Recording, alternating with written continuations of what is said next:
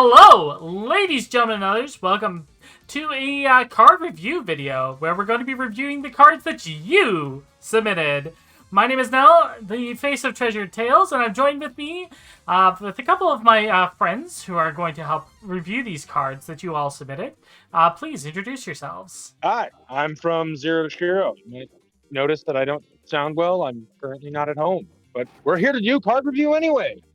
Yay! You that do know me, I play Vire. I also am another DM at Treasured Tales, and it'll be fun to look through some cards that have been designed by you guys.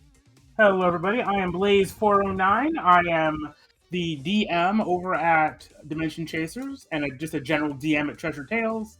And I am really looking forward to see what you guys made today. Hello everyone, Golden Nova here, professional custom card reviewer, and I'm looking forward to seeing what kind of nonsense all of you have brewed up to introduce into some fake formats.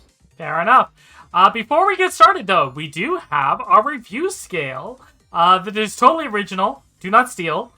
We have novelty, expression, line of play, description, and control of board. These will be rated from 1 to 5, 1 being the lowest, 5 being the highest. What we'll be doing is we'll show off the card, read through the description, and then we'll judge it on each of these in order, but with a 5-minute time limit. Novelty, Shiro, why don't you explain how novelty is going to work? So, novelty of the card is basically kind of, from at least how I perceive it's going to be your overall theming. Does the card fit with the theme of what's going on? Does it fit in line with this set kind of archetype that you've set up for it and given to us, right? It's overall appeal, in my opinion, I guess. Blaze, what about expression? Expression, if novelty is describing the kind of the idea behind it and like the story behind it and all that kind of stuff, expression is how well it expresses that. So it is how the mechanics, or maybe like how the mechanics and stuff like that kind of fit with the lore and expression of the deck. And Nova, what about line of play? Line of play is probably one of the more technical attributes of the cards we're talking about today. If novelty and expression are about the feelings of the card and how those are reflected in gameplay, line of play is how the card actually works. Does it make sense reading it on paper? Does it flow with the rest of the cards? And does it actually accomplish what you're looking to do, instead of being a pile of random keywords that cause a forced error? Description is basically how well the card is described to do what it does. And control of the board is going to be how powerful the card is in an overall setting. So with that being said, let's go ahead. We're going to bring up our first card here. Boop. Alright, we have Spirit Beast Fox Thief. The traits on this is it's a weak Spirit Warrior. This card can attack directly, has Sniper 1. All players, you may discard a card from your hand or let an opponent draw a card. If you do, this card gains Incorporeal. Incorporeal equals cards with blocker can't use that trait against this card. So basically nullifies blocker against this. Cards with Incorporeal cannot deal damage to players, however. This was submitted by GDub. I will say the with the novelty on this is an interesting card dynamic, I would say. The fact that all players can make use of that. I agree. It's really interesting because I always do like the weak Sniper 1 kind of dynamic. Typically, weaks can't deal damage when attacking directly, but this one can with Sniper. True, but if it has the Incorporeal, it can't deal damage at all. That's a good question. Do you think Incorporeal works with Sniper? Yeah, that seems like that was the intent behind the design. Agreed. Yeah, it seems like as long as you have Sniper, then it would normally do damage, but the Incorporeal makes it so that it doesn't happen because the card can attack directly anyways, which means the blocker thing doesn't make any sense on there. Well, no, because I think if you can attack directly, blocker still can redirect it. No, it can't. Is that like official? Because blocker only prevents it from you can if they target a monster, blocker can intercept that, but doesn't intercept you attacking directly. That's why Shadow Strike can attack directly even through blocker. Interesting. I think this might be an instance of unclear rulings in the game, because I feel like the intended idea behind this card is it can attack directly with the Sniper, and it can gain incorporeal to do that even better. Yeah, it might be an instance where we're thinking of blocker and incorporeal as like these two opposite ideas, whereas instead they're making it so it can't be blocked as an idea of expressing that it's a ghost, and then it just can attack directly because of that, as opposed to it's supposed to be like opposed ideas. But that would just be the novelty, right? Yeah. So, I think the novelty is pretty good. But let's go with the expression. So I'm gonna give the novelty a 4. Okay. Expression. You get a good feeling based off of the name of the card and how the card effects work, with the whole being essentially turning into a ghost and being able to attack directly. So I feel like the expression is fairly solid. I agree. And I do kind of love the idea of like these weak little ghosts, like they're weak, but still, like, I like the idea of like the weak spirits and that can't really do damage when they attack you, but with the sniper they can. I'm not really getting a thief vibe though. The effect isn't like taking cards from the opponent. We are being stealthy and getting around them, but that could be any number of stealthy warriors like ninjas. I think that applies to the extra effect of being able to discard a card from the hand or let your opponent draw a card. Oh yeah, but that's always detrimental to you. Yeah. Because you're giving up something, your opponent gets something, but you're not taking something from your opponent. Good point. So I would say, 3 for expression then? Because it still has a good vibe to it. It's just missing the thief part. Yeah, it definitely brings up the whole spirit beast part of it. We're not getting a lot of the thief part. Mm-hmm. All right.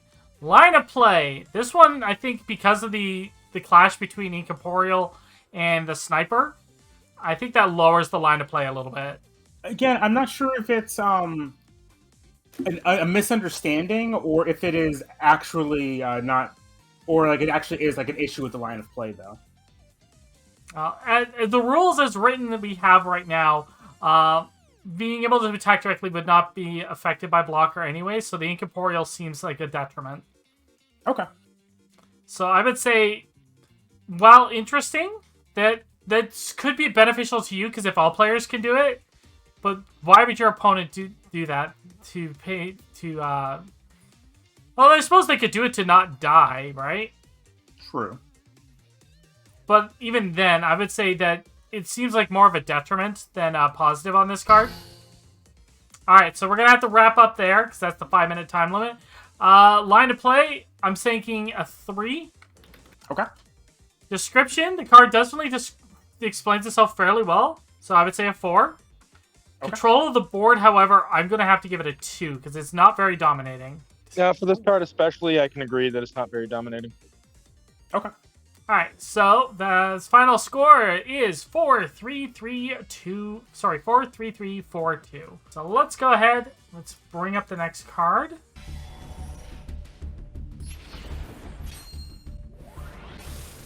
Alright, next up, we have Smurger Chill Food.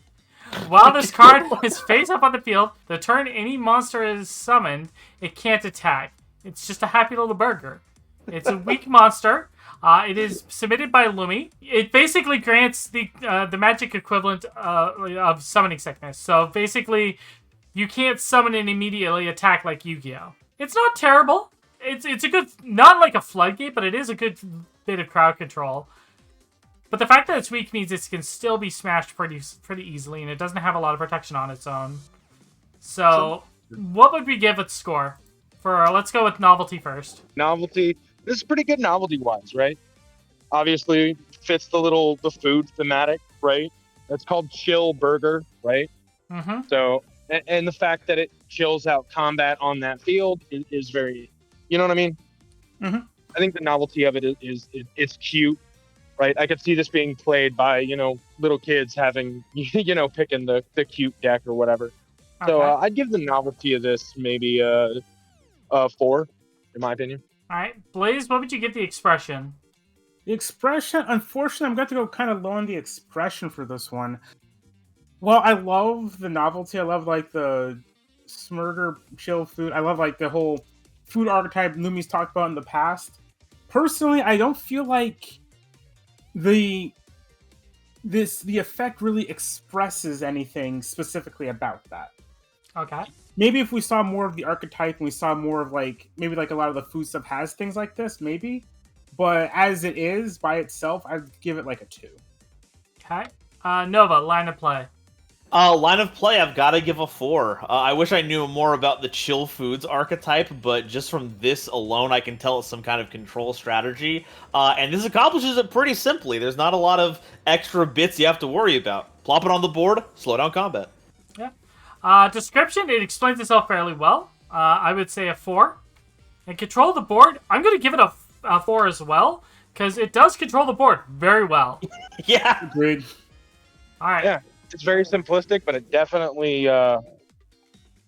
does control the board. All right, next up, the Power of Magdom combination. Henshin card. Once per game, if life is about to hit 0, banish this card from game. All right. Banish the card from the game to do what, though? Is my number 1 question. I'm going to get... I just want to interject real quick. I feel like this is meant to be counter hitting 0 life. Okay, that makes sense then. Or it's a summon card from the looks of it. Because if it's a combination, maybe it summons something and prevents that. Sure. Alright, let's go with novelty. Novelty, go ahead. Novelty-wise, I'm going to have to put it at maybe... I'm going to go ahead and maybe a 3, right? Between the card and everything about it, it feels a little bit off to me. A Henshin card is meant to make a warrior on the field. The item has to stay. So to banish the card, it doesn't fit with the warriors. The novelty isn't really there. Not as well as I would hope. All right. Expression. Expression. I like the idea of the card. Unfortunately, I don't really see where it's coming from to give it a kind of something on its expression. It's got the Power Rangers scene, which I love me some Power Rangers, and I think they're trying to go for something like that. Like the Power Rangers teleporting in and then transforming or henshining. But I can't really see where this one's coming from. I give this one a 2 as well. Alright. Line of play. This is rough to place because I have a feeling that this is supposed to be kind of a joke card, but thankfully, I've been given the category that doesn't care if it's a joke card or not. We're just checking to see how the mechanics work, and honestly, I've got to give this a 1. My understanding is that when you henshin something, you also have to make sure that you give properties to the warrior that you become. Otherwise, you're just on the field. It would be nice to know if this card was also meant to keep you safe by removing it from play if you would hit 0 life, but it doesn't say banish this card from the game instead. It just says banish it from the game. That'd be happening anyway. You just lost. So, I don't really know the mechanics of this card and how that's supposed to work, so I've got to give it a 1. Alright, for description, the card definitely explains a little bit, but again, with not telling us what the banishing the card does, I'm going to have to give it a 1. The control of the board, again, I'm gonna give it a 1, mostly because, well, what is the point of the henshin, and what happens if you banish the card? I'm sorry to say it, but I think without the actual henshin card on this one might be a little bit rough. I know that Lumi submitted 3 cards. The henshin card was not included in that. Oh, so it was a joke card. I don't know, but the actual henshin card is not included in the 3, so unfortunately we don't get to see that one. And what could be funnier than that? Alright, moving on to the next one. Alright, Finisher, Cross Counter. Can only be played when life is at 1. Both players choose one monster on each side. When one monster is destroyed by the other, the owner of the destroyed monster loses. If both monsters are destroyed, the game ends in a tie. So this basically is a new win condition, because all you have to do is destroy the other monster from the looks of it. Yeah? Yeah, so with its novelty, I actually really like the novelty of this card. I do think it's a little strong, right? In the fact that it just makes a win, especially if you're out. But there is the condition of it being if you're at 1, so it feels thematic, right?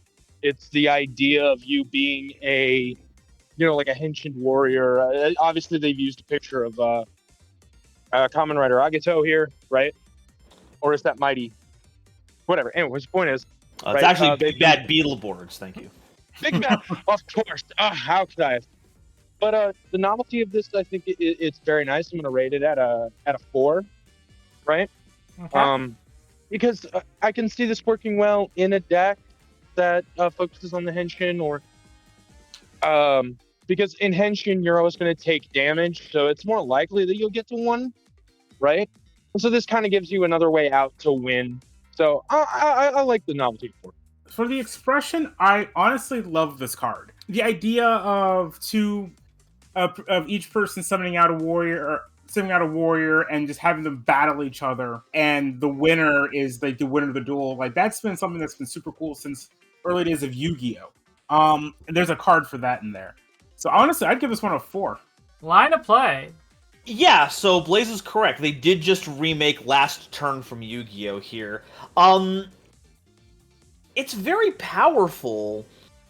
Is this supposed to be the final game plan of the deck, though? I'm not sure. I'm going to give it a 3 in line of play. I could see decks being built around this. I just don't know what the specific lead-up is, unless your deck is specifically one that messes with their own life totals, kind of like how Shen works.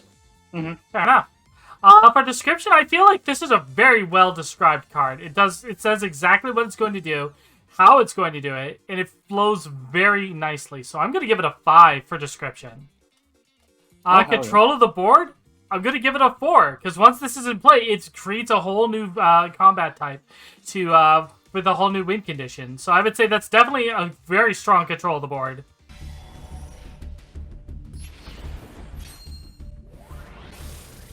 Alright, next up we have Miracle Fertilizer. If this card is played, send it to the grave. While this card is in the grave, Twisteria isn't destroyed. Made so if discarded by another effect, like if it was to use 2 staples in a turn, this can still proc. Okay. That's interesting. Yeah, we've seen not a lot of cards like this, but we've seen a few instances of this in other card games that we've played before. Just having cards specifically made to protect what must be a very important monster seems pretty useful. Yeah, this also feels like we've only gone through a couple of different things, so it probably will change in the future, but this feels like the first very archetypal kind of deck we've seen so far. It has a very distinct gimmick, and it follows that. Yeah, this was submitted by Pokemon? Yes, Pokemon. Pokemon, how's it going? Alright, so let's start off the judgment, please. All right, so with novelty, I don't know. It's kind of hard. Like, I agree that it feels like it's going with an archetype, right? Obviously, this is specifically a invocation that is meant to affect a particular card, being the Twisteria, right? But because this is the first card of this like set, it's really hard for me to pick the novelty fully, right? So I'm gonna go with a 3. Expression. All right, for expression, I'm gonna have to give this one very high marks. Again, Miracle Fertilizer, it is, fertilizer is typically trash or waste of some kind, and so this card just sends itself to the grave. And then while there, it can protect the monster, the Twisterias, which I'm going to kind of spoil it now, are a bunch of plants and trees. Get out of town. Yeah. So I feel like this is a great expression. I would give this one a 4. Line of play. If you have seen me in other custom card situations, you know that I am notoriously difficult to please when it comes to technical stuff, which is why I'm so happy to give Miracle Fertilizer a 5 in line of play. It's very clearly meant to protect what is your important cards, and it even showed off exactly the kind of situations you want it in, showcasing that there might be discard effects, or using the game's inherent discard to your advantage to set that up. So, big ups on this. Description-wise, it's pretty solid, with the exception that the brackets part seems a little bit convoluted. Well, I feel like that was just for our benefit. Yeah, that's what I'm thinking. So I'm going to give it, aside from that, I'm going to give it a 3. And control of the board, I wouldn't say it's very controlling of the board, but if it helps another monster, it's probably pretty good. But this card by itself is not very controlling of the board, so I'm going to give it a 2. Alright, so let's move on to the next card in this pack. Alright, Transplanting After Uproot. Play Twisteria from the grave. Its strength becomes the same as it was last on the field. So, like, if you strengthen it and bring it back, then it stays that strength. Whereas if Wow. it was like, Okay. say, like a Monster Reborn, it would come back at its default. So when it comes to novelty, I'm actually going to give this, because of the last card being an invocation as well, Mhm. right? I'm going to give this a novelty of a 4, because you can see just from these two cards, it really feels like it is becoming an invocation kind of warrior deck, right? Mhm. And the concept of transplanting it and keeping the strength keeps to the idea of the actual like gardening itself. Mhm. So I do like the novelty of it. I think that's pretty good. For expression, I also got to give this one high marks again. Transplanting after uproot. Uproot being destroyed and no longer being on the field, and then transplanting after that, the plant is going to still be about the same size as it was before. And again, I've looked at kind of the Twisteria stuff in the past, and so I kind of know what the idea is. And that is just both really good and makes sense for the deck. I'm gonna give this one a 4 as well. For line of play, I'm going to do a 4 on this one. I do think the card quality is largely the same. Monster Reborn makes sure to show how it affects the card after its comeback, and does imply that there will be strengthening effects, which once again shows off more of what the deck is accomplishing. Make a big person, punch a bunch for game. I wish that the wording itself wasn't quite as circuitous to get there, but other than that, great card. Description, I'm going to have to give it the 4 as well. It took me 2 read-throughs to figure out exactly what it was trying to say, but it is pretty self-explanatory once you get there. For control of the board, I'm going to give it a 3. Because it's not controlling the board, but it is assisting you with more of the control. It's definitely more controlling than the previous card, but it's not dominating presence by itself right now. Alright, on to the last card in this pack. The final card in this pack from Pokemon is Twisteria, Seed Sprout Mature Overgrowth. Strengthen this card at the start of each of your turns. Twisteria gains an additional effect depending on its current strength. These replace any other effects gained in this way.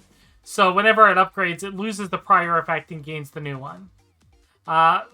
Weak, which is what it starts at, it has no effect. Normal gains Activate, Weaken an opposing warrior. Strong, Activate, Destroy an opposing warrior.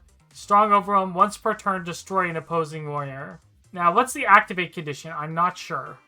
Activate. You can use an activate ability by forgoing your play a staple or invocation player action this turn. Activate abilities are treated as staples and cannot be used if it was the last staple that was used. Oh, I didn't know that part about it. Okay, that's really cool.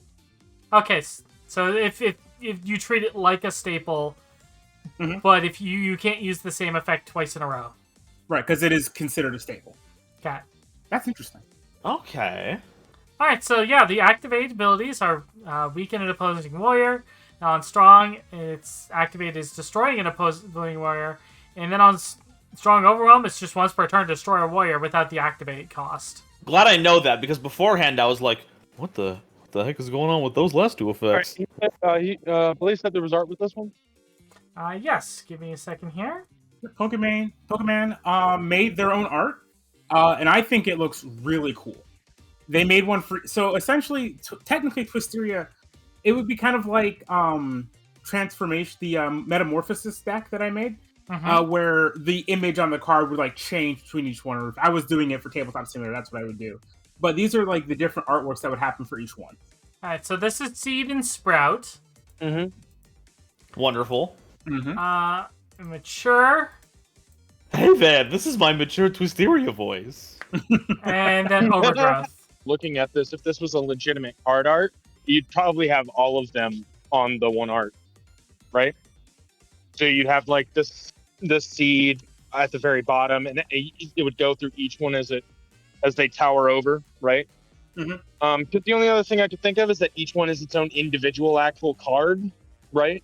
Which would more equate you to like a level up monster or something similar to what you were doing.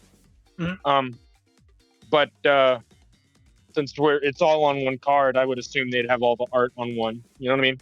But for novelty of this, I'm gonna give it high marks. Notice I haven't given a single 5 yet because I don't think any have actually hit the 5 marker for novelty for me. But this is definitely a high 4. right? All right. It fits very well with the other two cards. It's obviously showing a progression and kind of it shows me what it wants to do, and it's I can see an entire deck being built around it. So I think it has great utility. So for expression, I love this card. This card is so cool. I've seen it before. They've talked about the Twisteria before in the past with me. I think it's posted on the server as well. I just love because the idea of this giant evil tree, twisted Twisteria, which is where the name comes from, just getting bigger and more terrifying, and the effects I really do feel like match as it's going up. I'm wasting all of my time. For expression, I'm gonna give it a 5. I feel like this is one of the best expressions of a concept that I've seen. All right, line of play. This is another 5 from me, largely because we were able to predict exactly what this card was based on the past 2 invocations. The Miracle Fertilizer one showed that it was supposed to be an important card, and it's the ace. And the Revival card highlighted the fact that its strength was important, and we can see it literally has a growing effect to go along it. I can't think of a better example of charting out how your archetype is supposed to go than this. For description, I'm going to give it a solid 4 because it describes exactly what it's going to do. Very clear and concisely.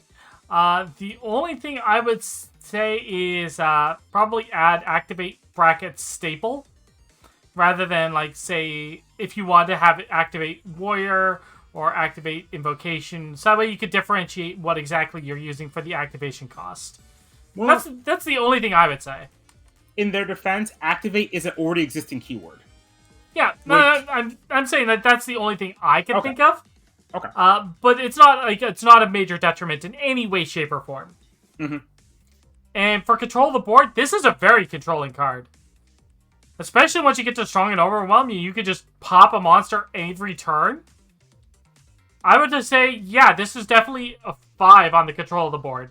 This is definitely a 5 on control of the board for sure. Just with the sheer control of this thing, especially with those invocations, you have a pretty solid state when you get to this point. Throw in a staple there to strengthen this, and so you're skipping turns, and you're pretty solid right there, right? Mm-hmm. Can I just say real quick? This feels like the better version of the Metamorphosis deck I made. Poor Miss Bell.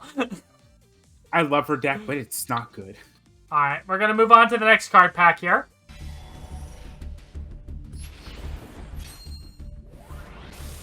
Alright, next up from Rivalus, we have Hidden Transversal Graveyard. Select one of the following warriors. Spirdentity Pilot, Spirdentity Hitman, Spirdentity Samurai, or Spirdentity Emperor. For the remainder of the duel, negate the when another Spirdentity warriors on the field effect of that warrior and add Henshin instead. While Henshin, that card does not count as a Spirdentity warrior to other warriors on the field. Woof, that is a block of text. It is. So, novelty-wise, I think this would make for a confusing novelty in the sense of you cannot have more than one Henshin warrior at a time. Mm-hmm. So having multiple different cards, right, that, it could trigger is interesting, but it means that every time one of those would replace with Henshin, you're deleting another card. And so with that, it makes it really rough, in my opinion. I don't understand where it's coming from, because it doesn't give them anything. It removes the win another, which I'm going to assume would be a detriment on those cards, right? Maybe. But still, then you still only have one, which means the effect when another, it doesn't work. You know what I mean? Yep. Because they can't be there. So I'm gonna have to give this the novelty of a 3. All right. I'm not gonna say it's a 2. It's not so low. I can kind of see where they're wanting to go with it, but it's just not there for me. So I have talked to Rival about these cards in the past. So I kind of know what the whole idea behind this deck is. Unfortunately, Blaze is cheating again. Whoa, hey, you're getting booted. They send me cards to look at. I look at them. I'm sorry. But I did say I believe that I feel like this card was overly nerfed.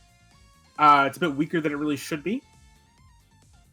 You guys will see in the future kind of what the Spirdentity are kind of supposed to do. And this kind of is antithetical to a lot of what they do. Or I feel like it is. But for expression, I'm going to have to give this one low marks as well, unfortunately. I'm going to go with a 2. Alright, line of play. Yeah, this is rough for 2 reasons. I was already confused because of how loop-de-doop-de the card text was, especially without context. Knowing from Blaze that this works counter to the rest of the theme actively takes down its line of play because it isn't playing well with the rest of the deck. And then I had a second thing. Oh, the second thing is that Dimension Chasers is not Yu-Gi-Oh! It's not Magic the Gathering. Effects should be simple and to the point because it is in the middle of a role-playing scenario. And this is not it, so I gotta give it a 1 in line of play. I'm not really feeling any kind of cohesion from this card. Description. It's a bit of a mess. It's a bit of a mess. It's still somewhat I can make out what it's trying to say, but it's all over the place in its description. Control the board. There is no control of the board here. the control of this board is virtually, if not completely non-existent. All you're doing is basically doing a Henshin and negating one card effect that's on the card that you're Henshining to. That's it. It's got no control of the board by itself whatsoever. I feel bad for giving the card such low ratings across the board here, but yeah, it's overly nerfed. You need to fine-tune this card for sure. Let me say one thing. I love the idea of the archetype. I feel like this card just isn't good for the archetype. Yeah, I feel like this is a card where you saw Henshin in the game and thought, I want to make that for my deck. Something that I would never do that. Not at all. Never, no. But no, I can see it. You know, people, they saw Henshin, was like, oh, that's really cool. That is kind of what it feels like, because I've seen other cards that Rival's done, and you know, like it's for me, it's kind of rare to say with low marks on that, right? So it's just Henshin just doesn't fit with the here specifically, right? All right, let's open up the next card. Spirdentity Zealot. This card must clash if able. If there's another Spirdentity warrior on your side of the field, this warrior gains the following effect. If this card is involved with a clash and lives, it becomes strong until next turn. So yeah, you guys can kind of see what the deck wants to do. This is a great example of what the deck wants to do, and why the last card wasn't great for it. Yeah. Yeah, it's actively removing the teamwork function. Mm-hmm. Yeah. So, but I will say, looking at this, right, for novelty on this card, I actually really like the novelty here, right? Mm-hmm. I think it plays well. It's an interesting style of, like, it has to clash. It must, right? If able. It's one of those things, right? And I really, I like that. I dig it. So I'm going to give this a 4. All right. Similarly, when you hear with Spirdentity Zealot, you think of someone who like fanatically fights for something. I feel like this one has some great expression. Must clash if able, and then the teamwork, or not teamwork, like if you have a fellow card from the archetype, if it does that, it then gets stronger. I feel like that is just a great example of it. I want to give it a 4 as well. I think I'm lying on 3 for line of play here. We definitely get a better idea of how the deck is supposed to run. We want to get multiple Spirdentities on board so they can play off of each other. The big thing that's catching me here is that it must clash if able, but clashing, as far as I'm aware, is not a function that the cards do. It can attack if able, but clashing happens depending on the attributes of the 2 cards. So, oh, yeah, I hadn't thought about that, yeah.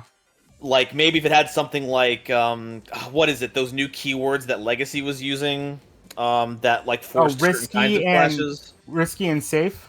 Yeah, maybe something like that might be involved here, but I think the wording here is a little off. Even though I think we all understand what it's going for, they could just tune up the phrases a bit better, and it would get a higher score. For description, I'm going to be giving this a 2. What's going on is there's a little too much clutter in here, a little too much excess type. Like, right now you can have, if there's another Spirdentity, if there's another of this type of warrior on the field, strengthen until next turn. That's all you need to put in there. The rest of that is all superfluous. And then you could properly explain the clashing. Make it this card, if it engages combat, will always clash or something. If that's what you were going for. So it can be cleaned up, shortened up, and made more concise. The concept is there, but you need to retool the wording on this card. Control the board. I'm going to give it a 3. It doesn't feel oppressive, because the strong is only until next turn, which means it's not during your turn, it's only during your opponent's turn for the most part. So, it makes it so that way you've got a really strong defender for the next turn, but it doesn't help you to do more damage next turn, unless you have like a double tap style card. Alright, let's open up the final card in this pack. Really? Really? Emil, no! I will say, Rival was talking about how they were surprised you didn't recognize some of the cards when they posted. Probably because I was looking at my phone. Fair. Alright, next cards! Spirit...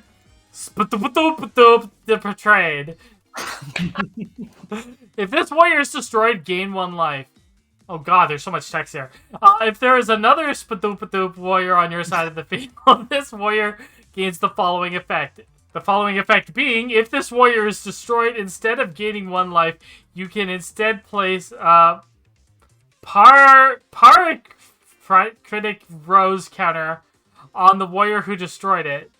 At the end of your opponent's next turn, they must choose one of the following effects. Your opponent gains control of that warrior. That warrior is destroyed and your opponent summons a Spurpadoop betrayed to their side of the field from the graveyard. Okay, that is a lot of text. What a pile. So, I'm going to have to give this a low mark on the novelty, because for me, one, right? There are a lot of words in the card text, right?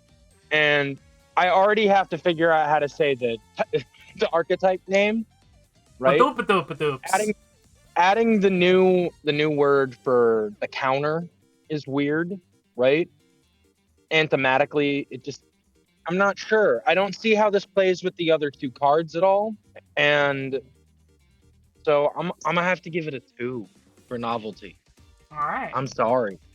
All right, now it's my turn for expression. I have to give it slightly lower marks than the last one. The last one I feel like had a very solid identity as a card. It is, the Zealot. It always is attacking, and it's always getting stronger if it has its teammates there, if it's attacking.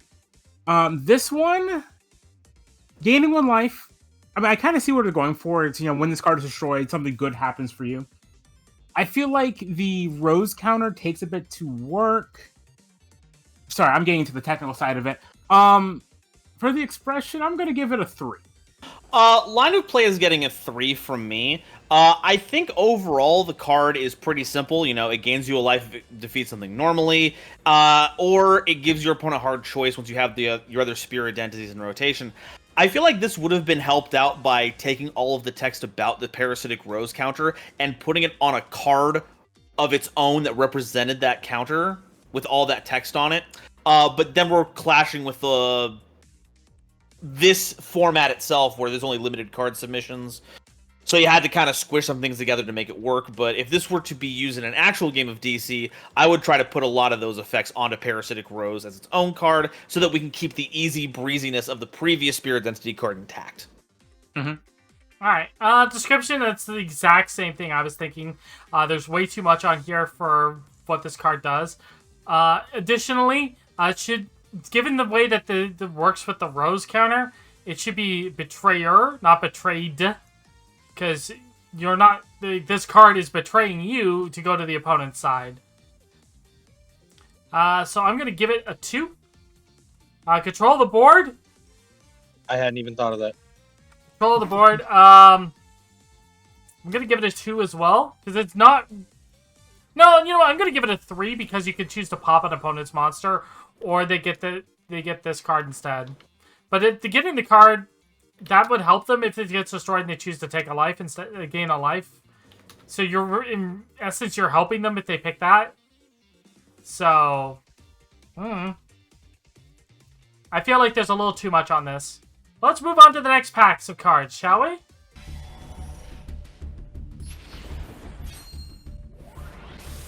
Alright, next up, we've got some cards from Scorn. Scornbun, to be exact. This is Dance Macabre. Strengthen all tokens you control. At the end of your turn, destroy all tokens under your control. And yes, I did pronounce that correctly. It is Dance Macabre. Okay. So for novelty of this, I'm gonna give it a nice 4, right? Because even with the naming theme, right, the idea of taking your tokens, and obviously from what it seems like with this card is this deck idea is that it's a floodgate for tokens, right? So you strengthen your tokens, you make them stronger, they're able to do stuff, but you lose them at the end of your turn. So it's almost it's like a last stand sort of thing, but it does fit the macabre idea. And 4 for novelty. All right. For expression, I honestly love it. The name, the artwork, and I don't know why, but the effect I feel like is very reminiscent of everything else on it. I'm gonna give this one a 4 as well. Line of play, this is gonna get a 4. I get a really good idea for what the deck it's in probably does. It likes tokens, likes making tokens, and hopefully likes destroying those tokens. It doesn't push it far enough to make me feel like it's an integral part of the theme, but I kind of feel what the rest of it is based on this one. I'm also going to take a little bit of my time here to say how thankful I am that we're getting a little Seb McKinnon representation in our artwork, because boy howdy is their work just incredible. Who's the artist? I actually don't know this artist. Oh, Seb McKinnon is a prolific Magic the Gathering illustrator. I'll pull up some art later on after we're done here. They have done some radical work. Awesome. All right. For description, I'm going to give this a solid 4 because it is concise, to the point, and easy to read and understand. So definitely very good on that. Control the board depends on how many tokens you can get out and what their strengths are. So I'm going to give it a 3 right in the middle, because we have to see how the rest of the deck functions to see how strong this card is. So with that, let's go ahead. We're going to draft the next card from this deck, shall we? Oh, I love Sealed. All right. We have Parade of the Doomed. Resilience 1, so that means if it's destroyed, it stays on the field for one extra time. Whenever an opponent's warrior is destroyed, you create a weak warrior token called Undead. Ooh, token generation. Here we go. All right, so we're going straight into the novelty. I love the novelty of this, right? Between the name, the effect, the fact that the card itself, the item has Resilience 1 to keep it on the field, right? Feels very much nice with the undead and kind of macabre idea that we had with the last card. So, you know what? I'm going to use my first 5. Ooh. Oh, wow. There we go. Oh, geez. I'm kind of following on Shiro with this one. It matches up with the last card great. Was really funny. It's just, sorry. I love this. I think it's super cool. I think it's really interesting. Kind of goes to the undead theme we've already got going. I'm gonna give this one a 4. This one's also a 4 from me. I don't know if it leads in very much from the last one. Destroying your own tokens doesn't synergize with destroying your opponent's creatures, but it does lead into more of the idea of creating tokens based on, or just creating tokens in general as your main game plan. All right. For description, I'm going to give this a 5. It is incredibly concise, and it easily explains exactly what you want it to do. And it's perfectly detailed. I'm going to give the description a solid 5. Control the board. I'm going to give this a 4. Because essentially, you're getting free weak warriors whenever you defeat your opponent's cards. That is pretty strong, in my opinion. It's not game-breaking or busted, because they're weak. But combine that with the invocation we previously saw, you've got a dangerous combination there. Mm-hmm. So I'm going to give that a solid 4. Just a horde of normals. Just a horde. Mm-hmm. All right. So let's pull the last card from this pack.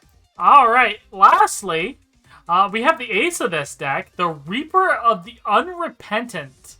It has Sentry, which means it can't attack, and Spelljammer, which means it cannot be destroyed by card effects, but it can still be negated. That's what Hexproof is to prevent.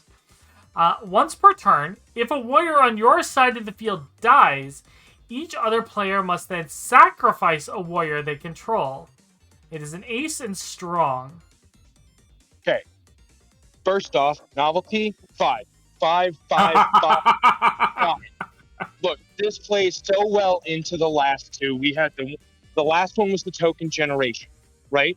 The other one is the strengthen. You get them all. But when they go down, when you sacrifice them all, this card makes your opponent wipe their field if you've got enough, right? They have to sacrifice the warrior. So I love this. I do think, unfortunately, because of its effect being so strong, it being a strong itself makes it a little bit overpowered.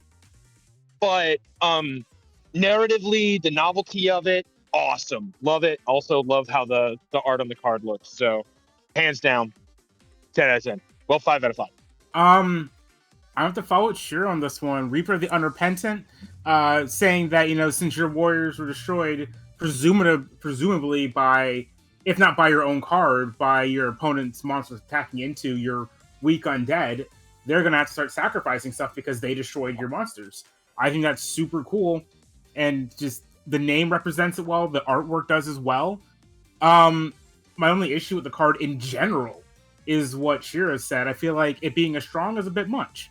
Maybe a normal, maybe even a weak, because that effect can activate so many times per turn. Maybe if you put wait. It is a once per turn. Okay, I'll give you that. It is a once per turn. I didn't notice that at first. That doesn't make it better. I'd say a normal, this would be perfectly balanced. I'm sorry. I'm supposed to be on expression. I keep doing the technical stuff. I'm sorry. Get out of my territory, old man. Yeah, old man. This was getting a 5 from me. Some clarification really quickly. So this card checks to see if a warrior on your side of the field dies. It sacrifices a warrior that they control. Yes. Did the previous card trigger when an opponent's warrior was destroyed, or when it goes to the graveyard? Destroyed. All right, and then the follow-up is, does Perfect Draw make a distinction between sacrificing and destroying? Not really. Because if it doesn't, this card perfectly synergizes with the previous one, vis-a-vis you lose something, now your opponent has to lose something, and then this combos with Dance Macabre, because then you're losing a whole bunch of your tokens, forcing your opponent to lose a warrior. If sacrificing is different from destruction, which this is me being, different card very game picky. build. Yeah, like I said, I'm notoriously difficult to play. Oh wait, that's me, my bad. I'm the one with the glasses here. If they are different things, then this does create a nombo, which does lower the line of play. Even though we know what the intention of the card is, clearly, I'm grading on what we see on the card, not what we think the intention of the author might be. So, it's a 4 if it functions the way it wants to. It's a 3 if there's some weird disconnect between the wordings of the cards. Alright, description? I'm going to give it a solid 4. The sacrifice is the only thing that's a bit of an issue. Because we need to confirm whether or not that's the same as destroyed, but if you want to rebalance this, make it a normal and make it the sacrifice into they must destroy a warrior, and then it synergizes with the rest of the deck. Real quick, I don't have the booster pack, so maybe it's in the booster pack, but I'm looking at the main document. Sacrifice is never really described, other than it is typically used for the player that is being affected by the effect. They will, when it says they sacrifice, it's essentially them getting rid of one of their own cards. I think how we've been playing it in game is sacrifice is something that the player has to do, and destroy is something that affects the monster, which is why you can use Bargus to force somebody to destroy something with Spelljammer. That's true. Okay, then. That's some funky like Tikaboo type of wording also, though. to be fair, really quick, not to keep this for too long, right? But I do think that if sacrifice worked in the same way as destruction, right? When you destroyed your card, right? And then they had to sacrifice and it allowed you to create tokens on your side of the field, that might be overwhelmingly oppressive, right? I was more impressed by this being it's a board wipe that can happen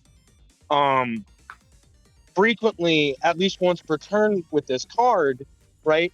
Meaning that on average, you're getting rid of at least a majority of your opponent's power, which keeps you on an even playing field if you're a weak token-based deck. Yeah. Right? So when it comes to that, I do think that's really well done. But again, I can understand that, with the wording of sacrifice, not knowing that, it does kind of make its final play a little weird. Yeah. Control the board. This is a very strong card. This is a very strong card. So I'm going to give it a solid 4. If that was if that was twice or 3 times per turn, or once per either player's turn, that would make it a 5. But since it's only once per turn, so that means like on your turn and then until your turn again, then it's only 1 card. It's not as oppressive as it would seem on that front, but the fact that it's strong, sentry, and spelljammer, I would say that's definitely a 4 for control. All right, time for the next booster pack.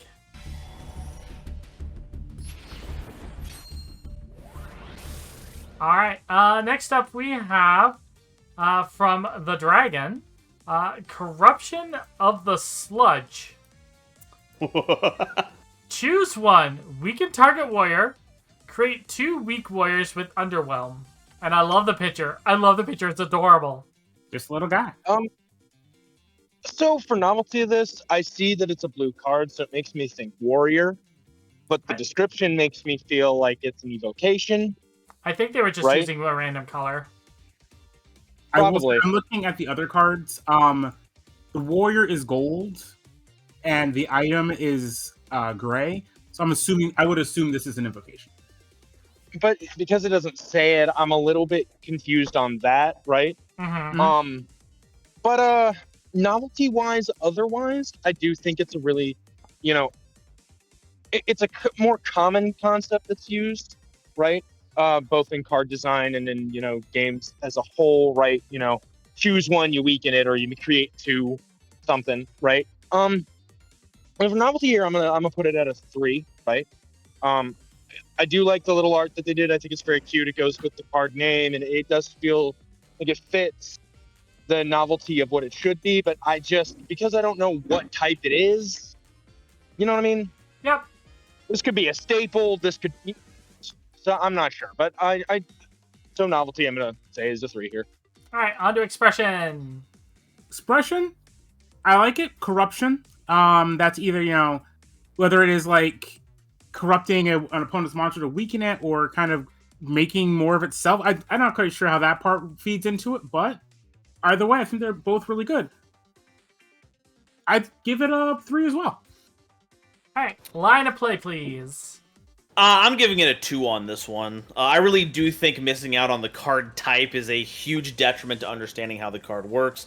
I'm basically going to repeat a bunch of stuff that Shiro just said, but if it's a staple, this is really repeatable. If it's an invocation, this comes up once or twice. If this is a creature, there's a lot of things that you could do with a warrior having an on-summon effect, or even just every turn effect like this. So, yeah, 2. Just a real drop in the ball on one of the most important parts of a card's makeup. Yeah, I'm going to give the description a 2 as well because of that. The choosing effects is great. The name of it was great, and the picture is fantastic. But without knowing the card type, it is a little bit harder for me to give a proper description score. And for control of the board, it's not a very controlling card. It can weaken a warrior, and the other option is creating 2 weak warriors with Underwhelm. Not overly controlling of the board itself, and given the fact that we don't know if this is on turn or whatever, I would have to give it just a solid 2 on that front. Alright, moving on to the next card in this pack. Sludge Bed. At the start of your turn, create a weak warrior with Underwhelm. It is a normal item. Hey, we actually got a card type this time. Whoa! So with all of that, right? I like this, right? Technically, novelty-wise, this does play into the last card, even with its weaken another opponent or creating the 2 underwhelm. We continue with the weak underwhelm. I wonder if that's going to play out a little bit more later, right? Like, it just feels like we're making a lot of weak underwhelm tokens, which they're not going to be able to do anything. So I want to know how that kind of plays into it. But novelty-wise, I could see this working in a slow or quick burn deck as well. So I'm gonna put its novelty once again at a 3. I do kind of like this. It is interesting, bit of expression. I feel like this deck does want to create weak underwhelm monsters or warriors. Not sure what for yet, but that's what I'm thinking. I'm not in love with this one as much as I am with Corruption. I'm gonna give this one a 3 as well, though. This is pretty simple. I just wish I knew more about what it wanted to make these warriors for.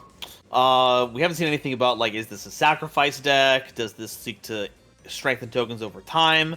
But it does have a game plan of at least creating something every turn, so we know it's some kind of creature aggro deck. I'll give it a 3. Description, I'm going to give it a 4. It's very concise in what it wants us to do. But for control of the board, I'm going to give it a 1. Weak warriors with Underwhelm really do not add much to the control of the board, and it's only 1 at the start of your turn. So I'm going to give the control of the board a 1, unfortunately, for that. Time for the last card in this booster pack. Oh my god, it's a squiggly little guy! Look at the squiggly. Alright. Look directly at the eye. Do not look away from the eye. Eye of Annihilation. Disaster 1. To summon this card, you must tribute 3 warriors you control. Okay, that makes why we need the tokens. It is a strong ace, and what Disaster means is when a warrior with this keyword attacks, your opponent must tribute an amount of warriors equal to the amount listed. So when this attacks, before any blockers, they have to tribute a monster, which means it doesn't get any destroy effects. Interesting. I've talked a little bit about, like the mechanics of it kind of going into my novelty, right? But for this card, I am going to kind of step out of, Blaze's line of questioning and Nova's and just kind of go with the novelty of the card in and of itself. I'm going to give it a 4. It fits in line in my feeling with the last couple of cards, right? But I can see why this is the ace, right? It is meant for that kind of thing. It's interesting to see monsters that need to be, that have to have that tribute summoned to them in Dimension Chaser style, right? It makes sense with the weak underwhelms. So I think this fits with the other 2 pretty well. So yeah, its novelty is definitely there. Okay. I don't think there's a couple of things I think that could have made it a little bit better with the novelty, but it definitely fits. All right, mine's gonna sound weird because I don't think I've said this the entire time. I think it's a bit weak for an ace. Aces are allowed some pretty, are allowed to be even stronger than normal. So to kind of go over briefly, you kind of get a point buy system, and adding effects cost points, and a ace gets 1 extra point to spend. Typically, strong warriors don't really get much they can do. Unless you give them negatives. So this is a strong monster with a pretty hefty negative in its summoning condition, but only 1 disaster. I feel like you could push the disaster up a bit, and it still would be great. And I think balanced, because of how hard it is to summon. This is totally off track. This is just me, again, DM, kind of thinking about this as someone's ace monster. From a expression standpoint, I think it's great. I genuinely love this. A bunch of like corrupted sludge and everything like that kind of coalescing into this giant abomination with a giant eye that annihilates anything it gazes at. It just sounds cool. I'm gonna give this one a 4. Okay, so seeing Eye of Annihilation, a lot of this now makes sense. It appears that someone took a little inspiration from our good friends from Beyond the Blind Eternities, the Eldrazi. And Disaster is a very powerful effect in the context of those games. Your opponent, as we said previously, has little to no protection against the kind of removal. All they get to do is pick which ones get sacrificed to the giant evil eye spawn before them. And And I think that makes for a really cool top end to the kind of deck that we've had previously. So I'm going to give this a 4. All right. Description. I think it explains what it can do very well. The tributing warriors to get out on the field, the disaster, and normally putting the explanation for the keyword in the card is not necessary, but considering you're introducing us to a new keyword, I appreciate this. So this wouldn't normally be on a card. I think overall the description, I'm going to give it a 4. For control of the board, I'm going to give it a 3 because disaster should be a bit stronger, I feel. And I think the way you could make it stronger and keep it balanced as well is to summon it, have it 3+ warriors you control, and then have the disaster scale based off of the amount of creatures you sacrifice to summon it. That would be a good beneficial way to make the card a little bit stronger without overpowering it too much. So maybe 3+, and for every 2 additional ones past the initial 3, it gets another +1 to the disaster or something. And then start the disaster at 2. So yeah, I think that's one way you could prove this card without making it too broken. Mm-hmm. Alright, so that's it for this booster pack.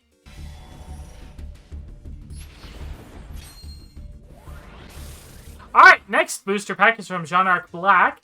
We're starting off with Saton, Gem God of Joyful Slather.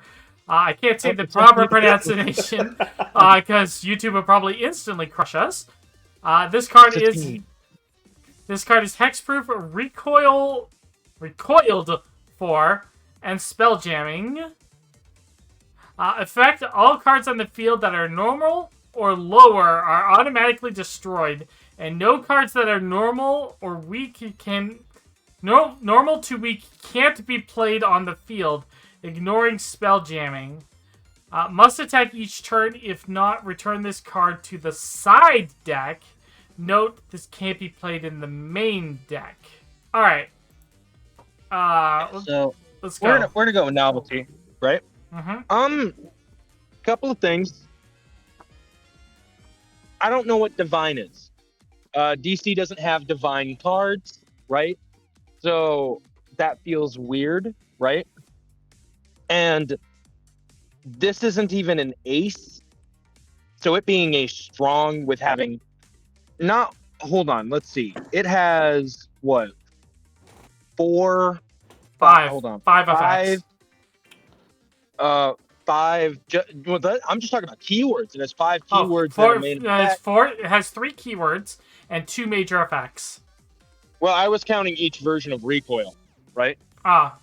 So, you see what I'm saying? Mm-hmm. This card, novelty-wise, this doesn't. It doesn't feel good, right? Like, this feels like a fuck it, I win. You know? I don't like, and the concept of Saton as a card, right? The effect to me doesn't make sense. So it doesn't feel like the novelty just isn't there. So I'm gonna give it a 2. All right. It's not the worst, but it's not. There's nothing there for me to latch on to novelty wise. All right, let's go with expression. For expression, I'm having a hard time with this one because I don't get what it's trying to do. You know what I mean? Like, you know, it seems like it's a solid control. So the only cards that can be on the field are strong. Yeah, and against some like DC style NPCs, I can get around that because a lot of them like a Muscle Man deck or something like that has like a lot of strongs. I tend to give my decks at least one strong monster. Having Spelljammer and Hexproof on the same card is something I don't really do. It seems a bit strong there. I'm sorry, I'm getting off topic again. I'm with expression. I don't get a lot to latch onto with the expression part, and the effects, I don't feel they... Because like with a name like that, Joyful, you know, I expect it to be destroying a lot of stuff. Not like when they're on the field, not just preventing stuff from coming onto the field. You know what I mean? So in that case, I'm gonna give it a 3. It's not the worst I've ever seen, but I feel like it could definitely be better. Okay, line of play. So I've been grading these or contextualizing these as being made for players, not for NPCs. Mm-hmm. So this feels like a really powerful thing for an NPC to be playing at the end of a campaign. As a player card, I'm not sure what's going on here. Of course, from table to table, there's going to be specific house rules or mechanics that are made, but we can only judge this in the context of the general playbook that exists for everyone to look at. And my understanding is that side deck is a mechanic that works for what the rogue playbook And it's specifically. technically a sideboard, yeah. Yeah, so that doesn't have any mechanical impact on the game itself aside from swapping out cards. It doesn't play anything, so unless the idea is to just put this in your hand from the side deck every game and just play this first thing, because this has no restriction on it. I mean, if that's the case, then this gets a 5 because it's the easiest game plan to get to and you just win with it. I don't feel good about giving it a 5. But I guess it gets one. Alright. Description. Oh boy. There's a lot of cleaning up in this card. Spell jammer, recoil. You could clean up some of the effects of explaining how the effects work. And again, can't be played in the main deck. That means it has to be in the sideboard, and then you just have to spend prep to pull it out. So, description-wise, I'm gonna give it a 2 because it needs to be cleaned up quite a bit, including grammatical. And control the board, I'm gonna give it a 5 because once this is on the field, it's pretty much game. Yeah.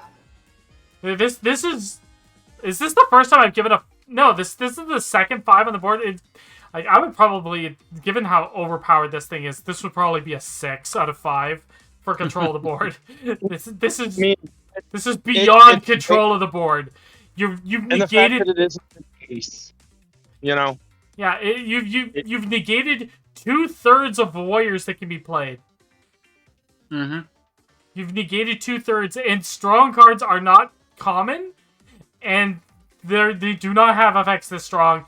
And this is an ace, or this has got to be an ace, and this is an ace beyond aces. This is like a super ace 3 or something. Cue the clip.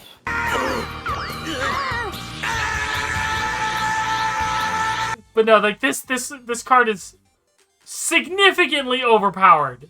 That's the only way I can describe this. Mm-hmm. Like the baseline of your campaign, if you're running this, is got to be everyone's got to be strong. I mean, with this divine tag, would it not be,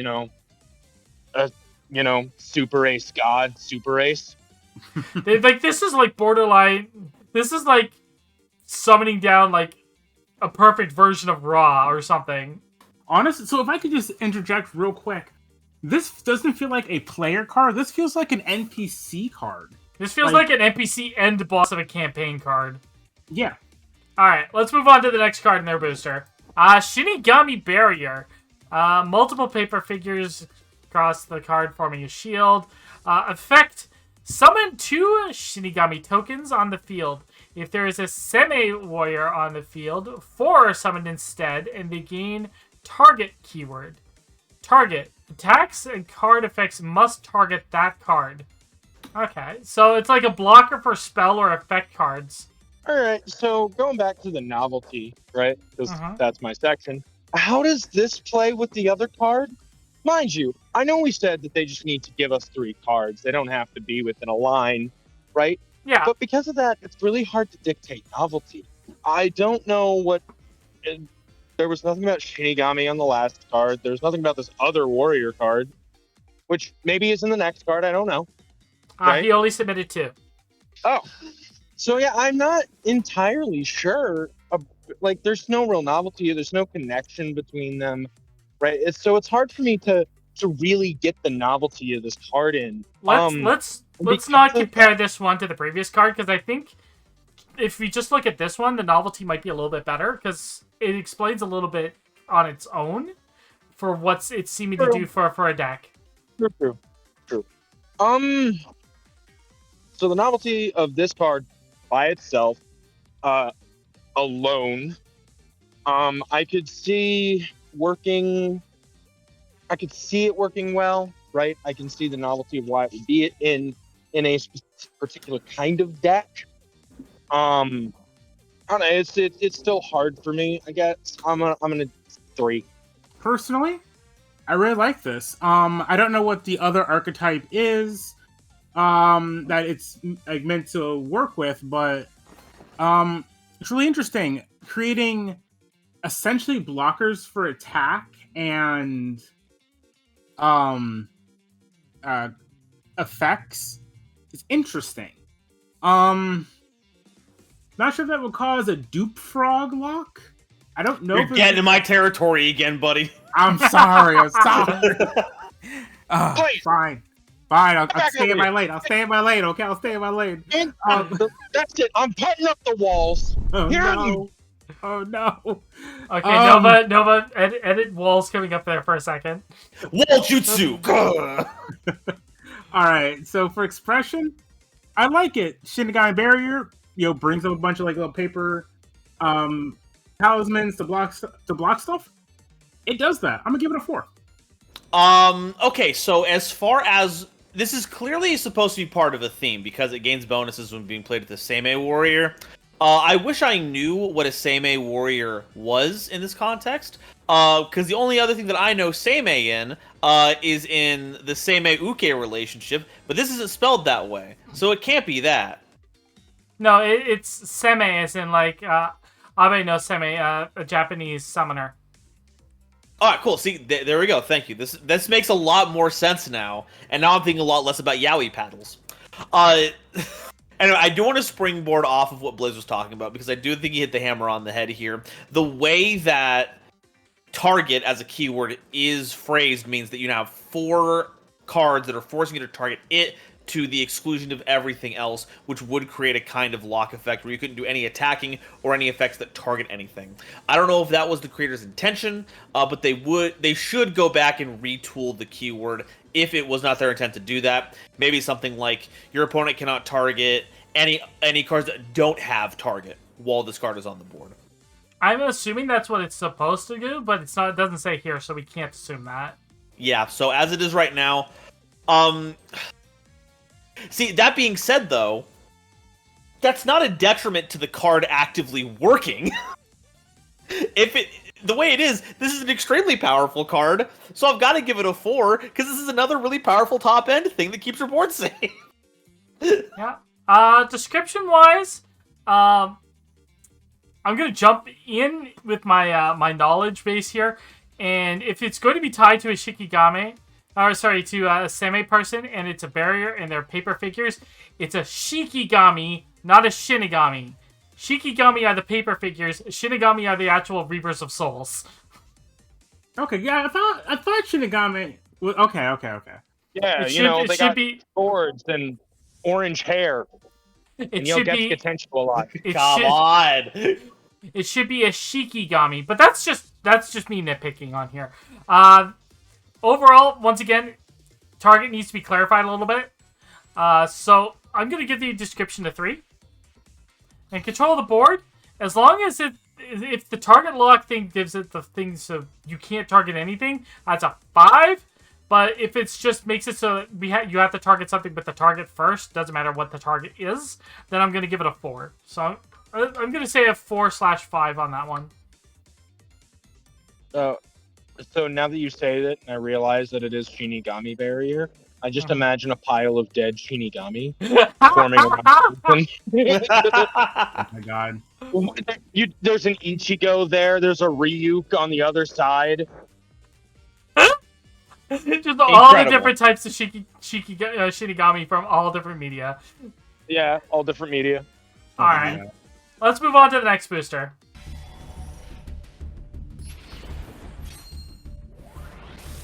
Next up, from Ultra, Duke of Cringe. Don't ask, I'm not the one that put the name on this. Is Vampire Wrestler the Impaler. It has blocker. It is an ace normal. Once per turn, when this card survives a clash, so only a clash, choose one of the following effects. If this card wins a clash, choose 2 instead. So, I'm assuming then if it's ties, you only get one effect, and if it wins, you get 2. If you lose, then it dies. Whatever. Yeah, that's the hidden third effect. Strengthen this card. This card gains Resilience 1. This card can declare another attack. Alright, let's go with Novelty. Alright. With Novelty. But Nova's over there in line of play. He can't do Novelty! Get me in there! Get me in there! Joking aside, I like the name Vampire Wrestler the Impaler. It invokes Vlad the Impaler, which it makes me giggle, right? I do love the card art, right? You used a Yu-Gi-Oh card for it. It works, right? All in all, I can see this working, and this unique like Vampire Wrestler deck. So I'm gonna give it a 4. All right. Expression. Honestly, I love it. I don't know why. I've never heard of an archetype in any card game that's vampire wrestlers, and it just seems so cool, right? Like that just seems. And that like would have been really Arnold during the during the Halloween special. These are my vampire wrestlers. Yeah. You have seen the trick. Now see the treat. It's another hat that's added to one of his cards. Yes. Oh my god. So Instead of a hat, it's just a cloak. And it's just the teeth in the cloak. I feel like this. I don't know if this is meant to be like professional wrestlers where they're like huge showmen. If that's the case, this is a 5 out of 5 expression. Because this just feels like some, showboating wrestler hopping in there, taking out one guy with a clothesline, and then strengthening, and then, or like, it just feels like, Hit the next guy with a chair. Yes! Like, this just feels like that. It's the Impaler with the steel chair! I love this. I genuinely love the entire idea of this archetype. 5. My god, he's slamming that poor Belmont right through the viewing coffin! God, so I think this has brought so much joy immediately to the entire panel. I feel like this gets a 5. I can already see the mechanics of this deck working just from seeing this card by itself. It's a normal as an ace, but that leaves it room to grow with its other effects. And because it has blocker, it's going to almost always be clashing all the time, no matter what other support team you have. It's very evocative of some kind of tag team match, and then all of a sudden Vlad the Vampire Wrestler harpoons from out of the ring on someone trying to interrupt the tag team. It's great. I love this card. It deserves all the accolades. It gets a 5. I don't want to step on Nova's toes, but there's something that I noticed, that it can gain Resilience 1, right? The play would almost always pick Resilience 1, because then you would always survive. And then here's my thought on this, and then I'm going to go into that one again on control board. But first, description, very well thought out. The card is very clear, concise, easy to read, 5. Control the board. I'm going to give it a 4, and this is my reason why. The resilience is great, and the making another attack and strengthening the card with the blocker. Fantastic. And overall, like, you don't even need to attack with this card after you get that strengthen and resilience. You could just basically sit back and just keep picking resilience all the time. Anytime you clash. And then once you get to Overwhelm, he's basically the champion. Yeah. He's got the belt at that point. And he's coming in from the top rope. Do you smell what the Impaler is cooking? It better not be garlic. Don't you do it? The only reason I'm not going to give this a 5. The only reason I'm not going to give this a 5 is I don't like the fact that you can pick like strengthen twice if you win a clash, or resilience twice if you win a clash, because it doesn't say pick one of the, like, it's choose one of the following effects. But you can't. It doesn't say you can't stack them if it's 2. It doesn't say that, but I feel like that's implied by the wording. I might Yes, be but being overly implying generous. is not the same as written. Yeah, because as written, people could argue. Okay. So Yeah, I'm with Nell I on this one. It's one of those things. Yeah. Okay. So like, if you can choose the same skill twice, that makes it a little bit too strong. So I would say just a bit of retooling, just make it so that way you can only choose one of the following effects. And if you pick more than one, you can't pick the same effect twice during the same clash. Mm-hmm. Other than that, like being able to pick Resilience 1 and then Resilience 1 again the next turn, that's fine by me. And bring it up to a Resilience 2, again, that's fine, as long as it's not during the same clash. That's the only thing. Alright, so, on to the next card from this booster. Vampire Wrestling move, Batwing Clothesline. So, this should be a purple card, but it does say Invocation at the bottom. When a Vampire Wrestler card clashes, you can activate this card. So, it's got a response. Immediately force a second card your opponent controls to clash with the Vampire Wrestler you control. This clash resolves before the first one. Oh. So, it's like, aha, I use this card to block. Yeah, well, clotheslining that card over there instead first. That's cool. Going around to the novelty, right? Mm-hmm. You know that's my thing. This is a 5. Ooh. Not only did it make it when it first came up, right? It fits incredibly well with the last card, right? It plays into that wrestling move, the novelty of wrestling, right? Into the idea of the clothesline and allowing you to, take out 2 cards while you're just blocking an attack. Really cool. I do think it makes that last card even stronger than I had anticipated it to be before. But novelty-wise, this is an interesting deck. I would actually love to fight this in DC. That's not a joke. Awesome. All right. What about Expression? All right, for Expression, I'm gonna be quick with this one. It's gonna be a 5 again. I've already said that I love this archetype. I think Vampire Wrestlers is such a cool thing. I don't know why no one else has done it before. We got the Gokeys, we've got the Dino Wrestlers, we've got the Glad Beasts. We don't have Vampire Wrestlers. Why not? Just the idea of, like a 2v2 wrestling match, and then, 2 guys are going at it, and then while one guy is like watching the 2 guys going at it, the fourth guy just comes in with the clothesline. That's just what it feels like. And it's so cool. I love it. This is just getting a 5 from me. I don't want to gush too much, but I think with the criteria that I've set for this so far, I feel like I have to also give this a 5. It plays into the game plan of the last one. It enhances it by... It doesn't just add strength into it. I hadn't even thought of it until Nell had brought it up, but it does interact with your opponent's defensive plays, and like a clothesline out of nowhere, it's an unexpected play that overwhelms the opponent. I think that's a really good thing that feeds into it while adding an extra dimension to the deck. So it has to be a 5. I hate giving it a 5 in the opposite way as the last one. I'm giving out too many 5s. Alright, you know what? For description, 5. This card perfectly describes what you want it to do, and it doesn't add superfluous text. For control of the board, I am going to only give this one a 4 because it's not oppressing. It's not oppressing. We were so close.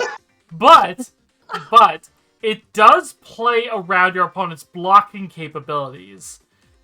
I'll go put away the confetti cannons. It is only a 4.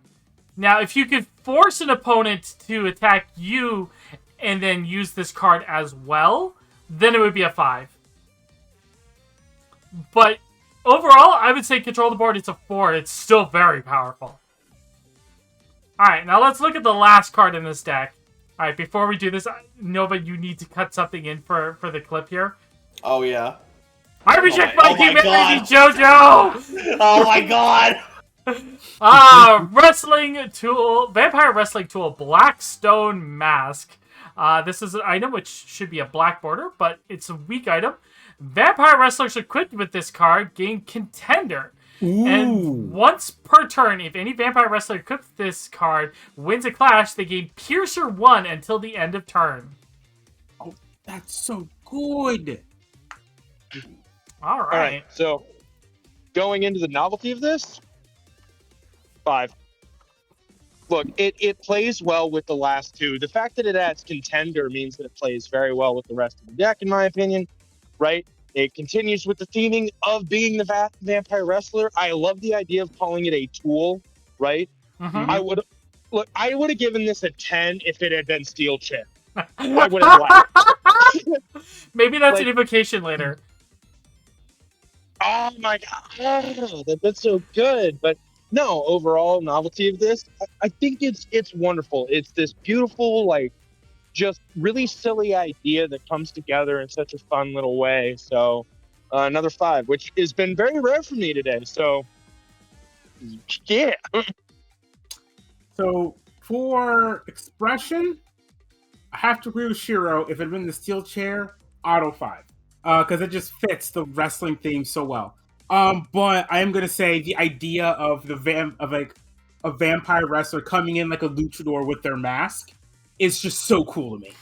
And then the stone mask, it's just so cool. You're right. I hadn't even thought about luchador stuff. After he started talking for a second, I was like, oh wait, there are masked wrestlers. Oh my god. Yeah, I'm gonna say I didn't watch a ton of pro wrestling as a kid, but I cannot remember his name. It's the guy who has his signature move is the address in, I want to say, Florida, like a zip code in Florida. I cannot remember his name off the top of my head. Nova, I will send you like his name later. Please add him. Add a little clip from him in here. Yeah, I'll get Rey Mysterio in here. Oh, it is Rey Mysterio. There we go. Oh, it is. I don't have no clue. I was just picking a name. Well, it is Rey Mysterio. No, that is Rey Mysterio. You know, folks, you watch enough Mucha Lucha growing up, you just know these things. Yeah, no, like his whole thing is he's very short. And I'm sorry, I'm super off topic. The idea. Yeah, but this time you're off topic for a reason you're supposed to be off topic. Look, I stopped the 5-minute timer like 2 hours ago. So. I'm gonna say the Blackstone mask, granted Contender, kind of like the luchador or the wrestler coming in with the mask with the Contender. I think that's really cool. And then if they win, they get Piercer. I just feel like I gotta give it a 4. Only a 4? Like I said, if it was the steel chair, auto 5. You know what? No. Again, when I'm saying with all the luchador stuff, I'm gonna give it a 5. Yo, okay. Okay, bit of a mechanics reminder. Is Contender the keyword that makes it so you clash no matter what your power is? Yes. Yep. Okay, that is really good, just in case your weaker vampire wrestlers need to get into the ring a bit. I do like that it adds the Piercer 1 if you win, though it does feel like this is the issue not having the rest of the cards, because I'd like to see how it interacts with things that aren't the Impaler. Because if you give this to the Impaler, I guess it already kind of like feels like you get to have all 3 of the effects. Like you don't choose the Piercer 1, you just get resiliency in the other attack. I think purely based on how this would fit into a line of play, I'm giving it a 3. Not because I think the card is bad. I just think as part of the overall game plan, this doesn't really lead into those effects. It's kind of it helps to make them better. It doesn't lead into them, and it doesn't show off. It's not indicative of the rest of the deck necessarily. Okay. Description? Solid 5. It is expertly written, concise, to the point, and explains exactly what you need it to do. For control of the board, however, I'm going to only give it a 3. By itself, this mask is really not going to do too much.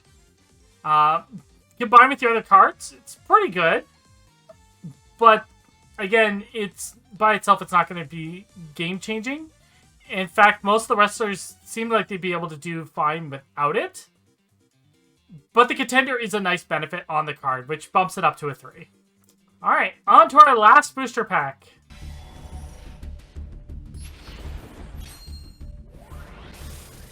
Whoa! Alright, so our last booster pack from Saber Alter says,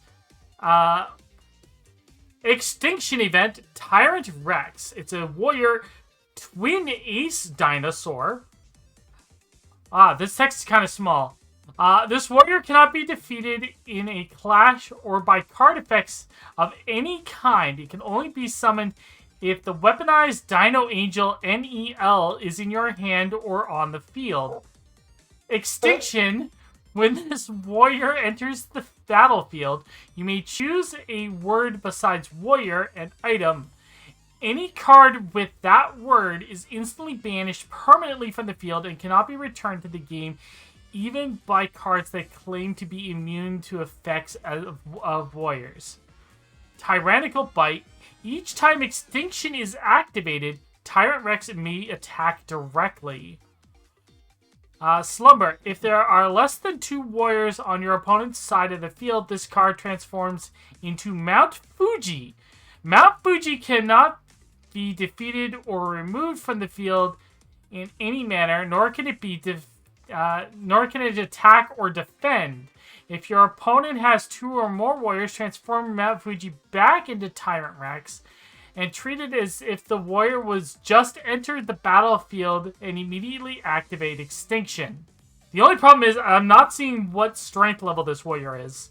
I'm looking at the original submission that Saber made. Mm-hmm.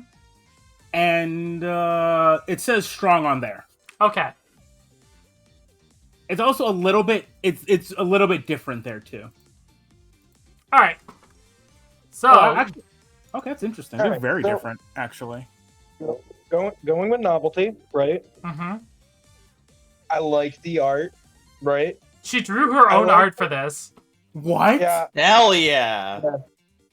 I do like that it's an extinction event, right?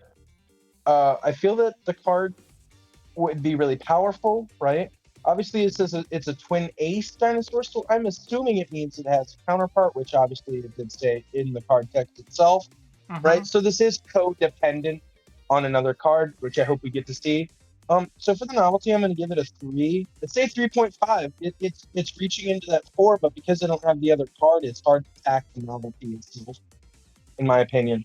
Other than that, the art looks great, and I do feel like any dinosaur-loving, people who love dinosaur-type cards would flock to this almost immediately. So Fair enough. All right, for expression, Look at his smile. He's got a big dino smile. I'm staying around the bat. It's a 4. I'm sorry, but like extinction event makes you think, oh, when this guy comes out, everything's dying, and it's true. But also, the card isn't insanely overpowered because it's gonna come out, wipe the board, immediately attack, and then immediately turn to Mount Fuji.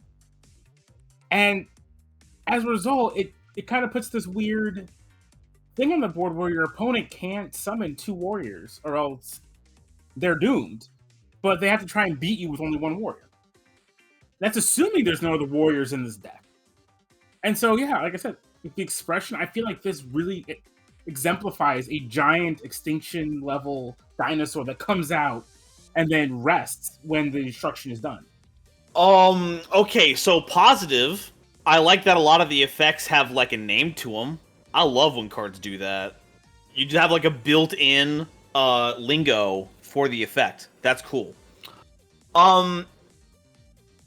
B, not having any power printed on the card. That's a kind of a must for your warrior. Number C.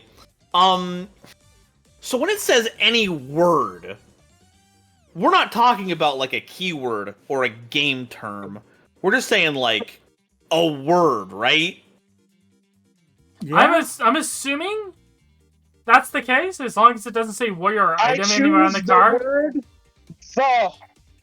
the card can't say anywhere on it. That's kind of where I'm at here. It's like, I don't think everything has the on it, but most everything is going to have a common, what is it, conjunctive, or I didn't pay attention to English class. I forget my little parts of speech. I think how it works is as long as if it says warrior or item, they don't get banished. It can't be. You can't have words with A in them. Oh God, I didn't even consider that. I'm gonna just ignore that. That's even a possibility. So that is strong, and I was on the fence about this until Blaze started talking about the actual limitations of the card. But then it feels weird, because now, instead of being this titanic creature that's going to be the doom of your opponent, it's effectively an invocation that can recur itself randomly. So, and on top of that, the force thing is that there's so much friggin' text on this card for a game that needs to be played, like, in the moment with people. I'm giving it a 3, because there was clearly a lot of effort that went into this card, and I don't really give you any less than a 3, but there's just parts about this card that twist me the wrong way that I don't like, and unfortunately in this format, I can't do a 30-minute diatribe about why. Fair. Description. We need a little bit more clarity on how the extinction effect works. Like, because if the card has warrior or item in it, is it immune to that regardless of whatever else is on the card? Or is it just you pick a word that's not item or warrior and everything with that's banished? Like, if someone picked armored, would my entire deck go and get banished at that point? You know what I mean? Description, I'm going to give it a 3, just for that. And a lot of the text is a pretty long card, but overall, it's not terribly written. Control the board. I'm going to give it a solid 4. Because as soon as your opponent summons a second warrior, then this thing comes out, wipes the board again, and can attack directly. And then go back to sleep. So, it's a pretty strong, solid control of the board. Mm-hmm. So, yeah, I'm going to give it a 4. Alright, on to the next card from this booster. Alright, next card is Judgment Event Spine Saria. This is another Twin Ace Dinosaur. So I'm assuming it's probably strong again. This warrior cannot be defeated in a clash or by card effects of any kind. It can only be summoned if Weaponized Dino Angel NEL is in your hand or on the field. Judgment. When this warrior enters the field, select one card of any name you cannot look in your opponent's deck. You must guess. If that card exists in your opponent's deck, remove them from game permanently. You can only remove one card at a time this way. If all copies of the card are removed this way, Extinction Event Tyrant Rex, summon Extinction Event Tyrant Rex to the battlefield. If a copy of Weaponized Dino Angel NEL is in your deck, not to the graveyard or banished. Okay, so the effect is only as if Nell is in the deck. Aquatic Hunter. Once per turn, you may summon Medium Strength Warrior Plesiosaur token to the field. Slumber. If your opponent doesn't attack, this card transforms into Bermuda Triangle. Bermuda Triangle cannot be defeated or removed from the field in any manner, nor can it attack or defend your opponent. If your opponent has 2 or more warriors, transform Bermuda Triangle back into Spine Saria and treat it as if the warrior has just summoned to the battlefield and immediately activate Judgment. So this is a lot of, as soon as you have, like, both of these cards seem to be, as soon as you have 2 warriors, these cards basically flip from being useless material to having their effects trigger. All right, so I'm gonna let Expression and Line of Play explain a lot of the thoughts that I have. But when it comes to novelty, this fits, in my opinion, very well with the previous card. The art, again, is very expressive, and I love it. Right? Uh-huh. I can, like, with the last one, I can see this being very much a much played deck between people who really love the dinosaur types. But the thing that I find very interesting about these 2 cards is that they evolve into Mount Fuji and the Bermuda Triangle, giving the concept of long after the event, these creatures, where they rested is around those areas. So I think that's a very interesting play to this. So I'm gonna give this novelty a 4. I think it's well thought out in a very interesting way. Like, it's not something you would initially link, but it's cool that it's... For Expression, I don't love this one as much as the previous one. Don't get me wrong. I do love giant Spinosaurus eating everything. But Extinction, I feel like, is a much easier concept to present in a card. Judgment, simply naming a card that's in your opponent's deck, I feel like isn't as expressive of that. You know? Yeah. Then fair. again, how would you represent that? But I do like it. I do like the slumber and everything else about it. I am going to give it a 4.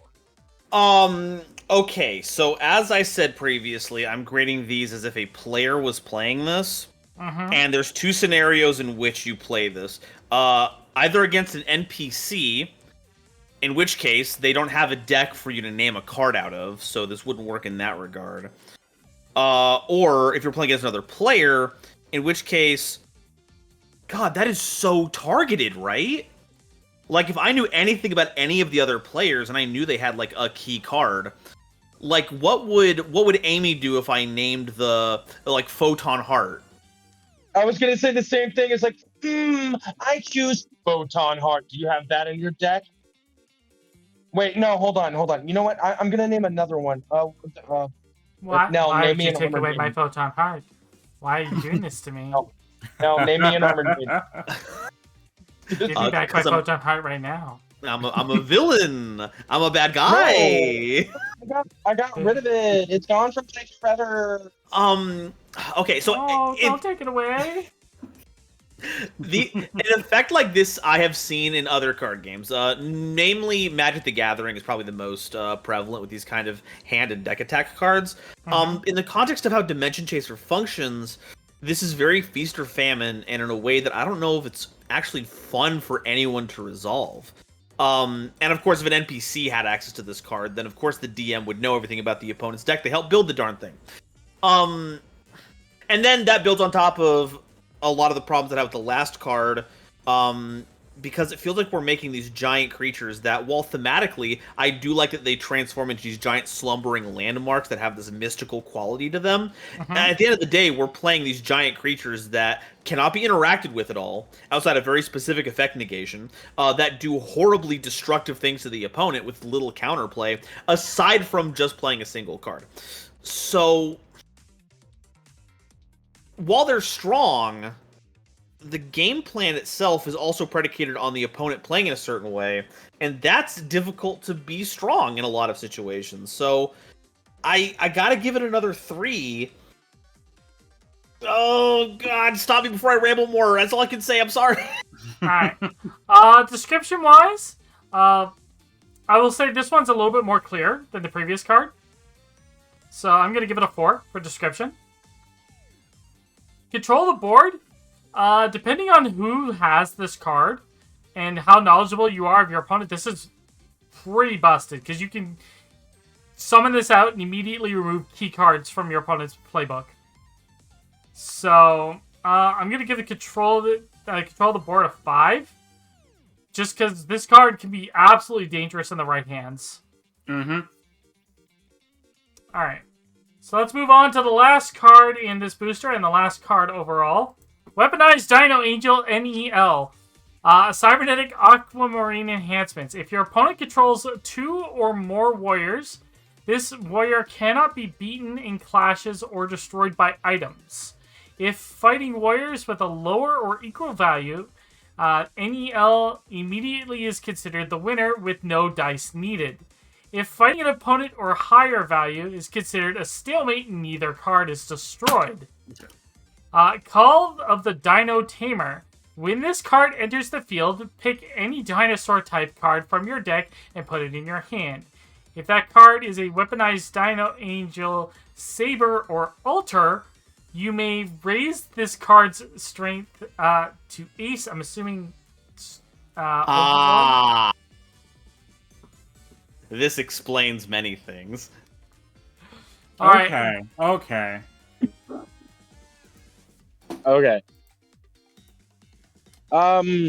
Novelty wise, 10, but that's because there's a Nell on it. No, well, I'm honestly actually gonna have to bring this down, right? While it fits with it, it says weaponized Dino Angel now.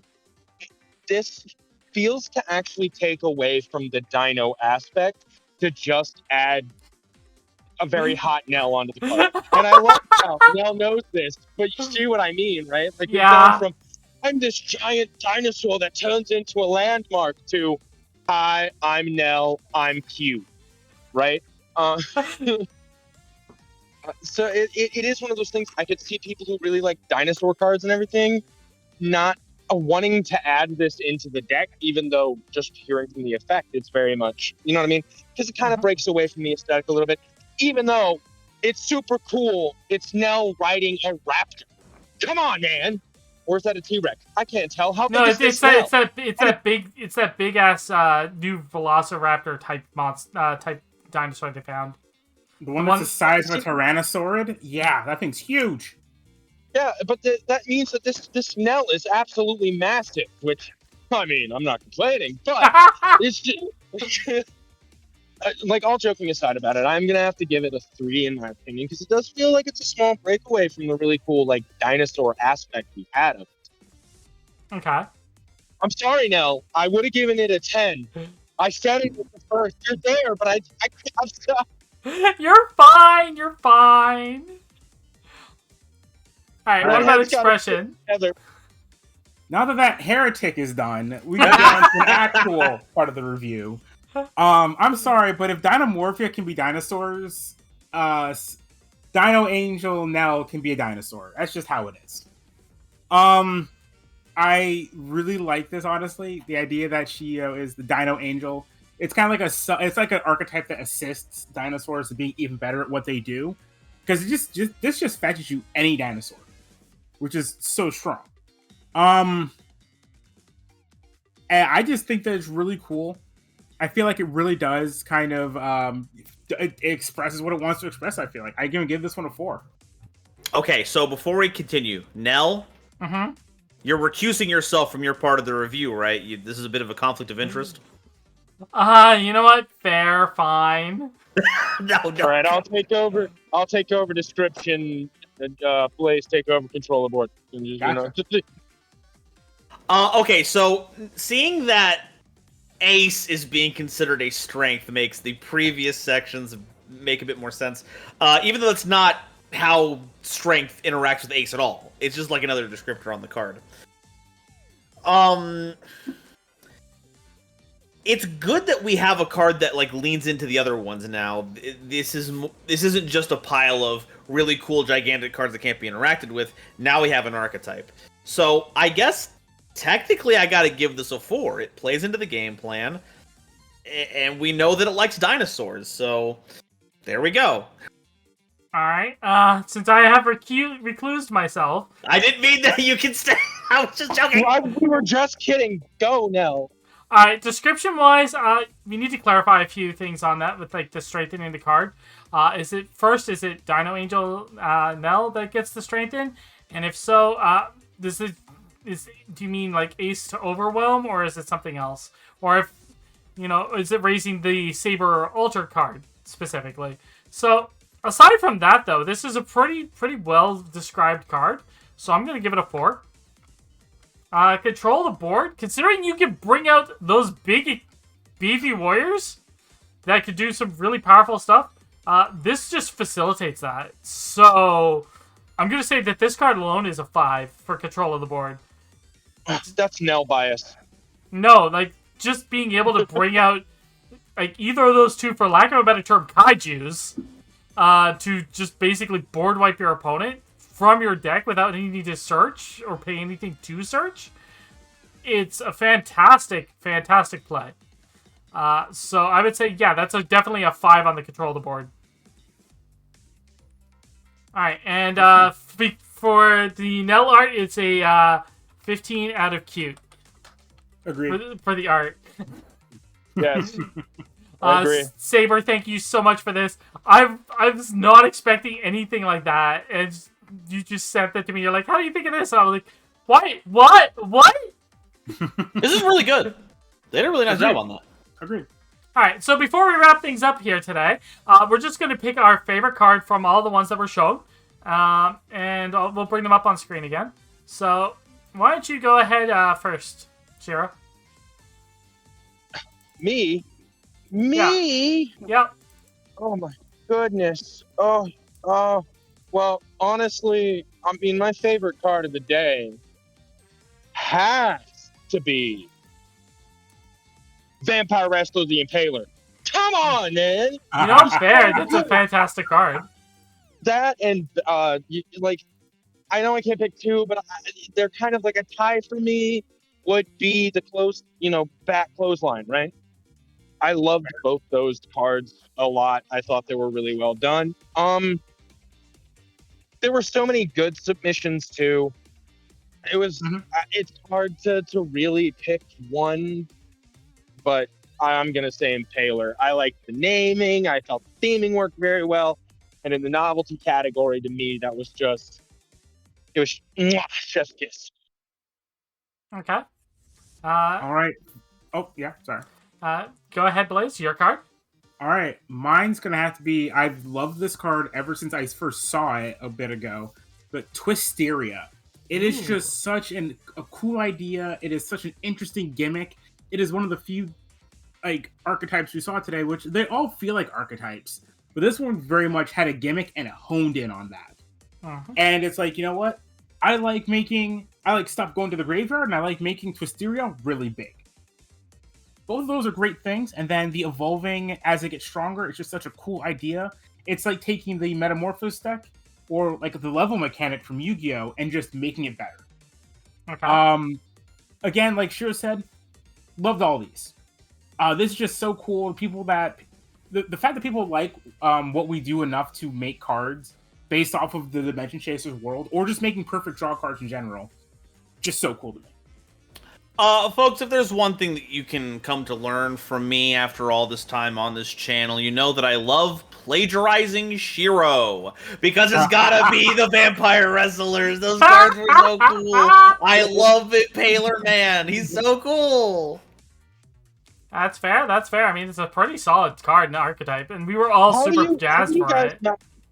How do you guys not know, but at this point, that me and Nova just aren't the same person? I mean, you've never seen us in the same room at the same time. Oh.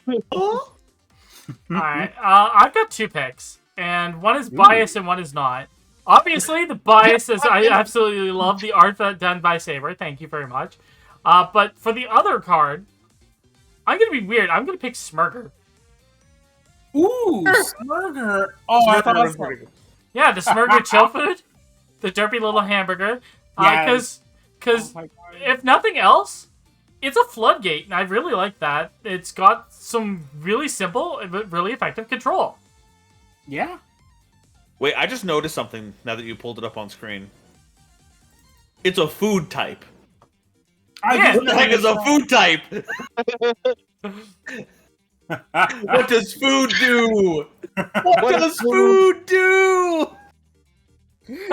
Alright, so with that being said, thank you everyone for watching. Don't forget to like, share, subscribe, ring the notification bell, so you don't miss an upload every time we put one up, and especially for our live streams when we come back with the resolution for our dramatic cliffhanger to the end of Season 1 of Dimension Chasers. So please stay tuned for that. For those who want to support us a little bit more, you can join the Patreon. If we get up to, I think, if we do like $100 a month, we'll start doing this on a more regular basis rather than like once in a while. By more regular basis, I mean like this is the first time we've done it. Well, if we get to $100 monthly on a regular basis, we'll start doing it every 2 months or so. And then we'll open up some more submissions. But with that being said, we're gonna wrap things up here. Thank you so much for watching. Love and appreciate you all. I want to thank Shiro, I want to thank Nova, and I want to thank Blaze for joining me for the card reviews, for our completely original scoring system. Yeah, I don't want to do any more plagiarizing, but I should probably do something with this. This is a really good idea. All right, that being said, thank you everyone, and have yourselves a wonderful day. Bye-bye. Bye. Bye. Bye.